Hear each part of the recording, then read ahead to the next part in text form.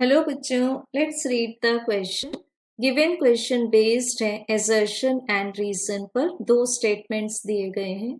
Assertion से speed of mechanical wave in the medium depends on the velocity of source relative to an observer at rest, and the reason says speed of mechanical wave is independent of the elastic and other properties such as mass density of the medium.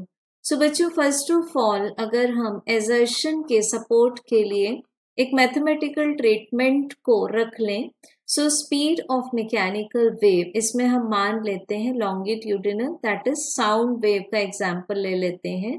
तो इसमें sound wave को अगर हमें show करना है, suppose in the solid medium, so the speed of sound is square root of Young's modulus divided by the density of the medium.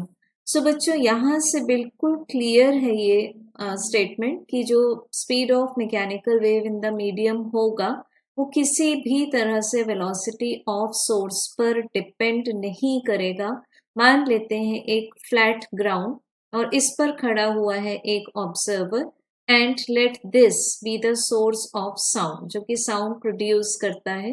तो ये जो मीडियम है which is between source and the listener, वो medium की characteristics क्या है इस पर डिपेंड करती है इस प्रोपेगेटेड साउंड की स्पीड। सो एसर्शन अपने आप में एक फॉल्स इनकरेक्ट स्टेटमेंट है।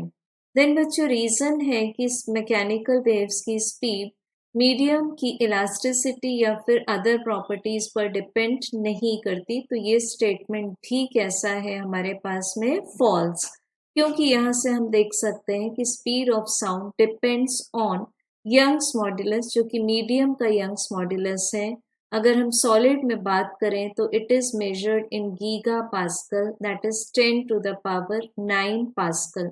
अब अगर हम यहाँ मीडियम चेंज कर दें, फॉर एग्जाम्पल वाटर रख दें या फिर हम एयर एज्यूम कर लें, तो ये जो मॉड्यूलस ऑफ इलास्टिसिटी होगा जिसको हम ले लेंगे ई, इसकी वैल्यूज डिफर कर जाएंगी, as well as density of medium जिसमें साउंड ट्रेवल करता है उसकी वैल्यूज भी डिफर करेंगी। तो definitely we will not be a constant, it will change.